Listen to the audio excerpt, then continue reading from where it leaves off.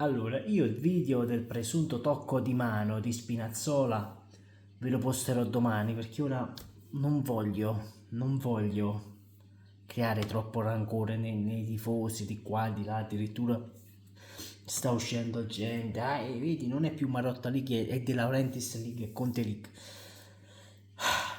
E petto, non vi fermate mai a guardare i fermi immagini perché poi si va a creare questo disagio, questo disagio culturale. Quando io vi dico siate sempre onesti con le vostre disamine, e in questo caso Spinazzola non la tocca mai con il braccio ma la tocca con il petto.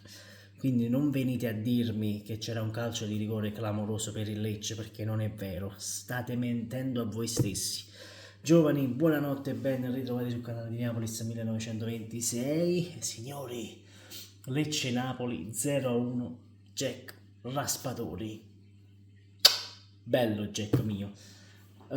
Conti a fine partita Gaza, perché dice, e cito Antonio Conte, la storia la fa chi vince, chi perde al massimo la può leggere. Chiudiamo così.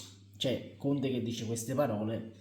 Intanto a Capodichino sta per atterrare l'SSC Napoli. Ho visto che c'è un sacco di gente a Capodichino per festeggiare questa vittoria. Calmi, mancano 7 punti. Calmezza e fermezza. Non facciamoci trasportare perché l'Inter questa sera vince 1-0 e si riporta a -3. Quindi calmi, vi supplico calmi. Ho visto che ci sono stati degli scontri fra tifosi del Lecce e tifosi del Napoli.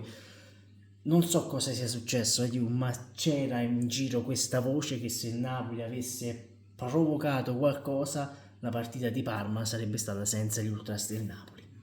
Virano poco tu, qualche cosa c'è stato da parte dei tifosi del Cagliari che sono venuti nel settore del Napoli, dei Lecce che sono venuti nel settore del Napoli, ma mi voglio soffermare su quello che è successo sugli spalti.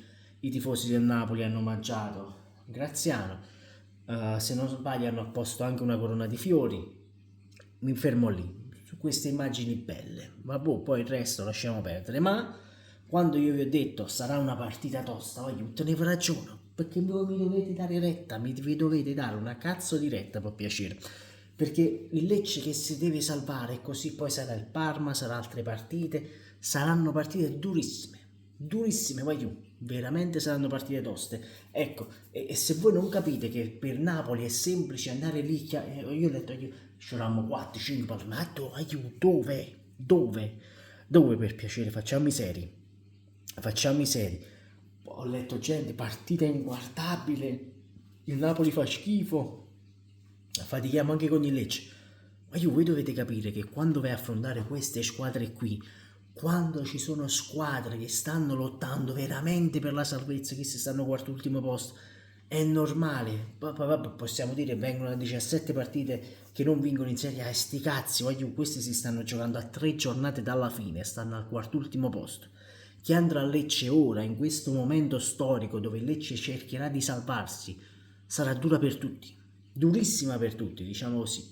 È così, l'Inter l'avete vista a Parma, la Juve a Parma, l'Inter a Parma. Non venite a dire, volevamo 3-4 gol. No, tu stasera cosa dovevi fare? L'ho detto oggi in live. L'unica cosa che dovevi fare era vincere, portare a casa i 3 punti. Come cazzo facevo. A te non devo fottere. Giocavi di merda, giocavi a catenaccio, non te ne andava forte un cazzo, porta i 3 punti a casa. Arriviamo all'ambito traguardo, vi supplico. Arriviamo al traguardo, ma meno 3 partite.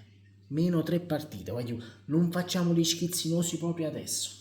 Proprio adesso andiamo a fare schizzinosi. A febbraio potevamo fare gli schizzinosi perché abbiamo perso talmente tanti punti, lasciamo perdere per colpa nostra, diciamo così. Quindi, calmezza. In questo senso calmezza. Poi andate a prendere la squadra, fate come va, ma calmezza, non abbiate addobbare la città, ma raccomando, non vi permettete di addobbare Napoli, già che strisciuno Napoli con la scritta con il 4, calmezza. Io farei una statua a quelli che criticano Meret. Questa sera hanno avuto l'ennesima dimostrazione che di calcio non capiscono una sega, scusatemi la parola, ma di calcio non capiscono una sega.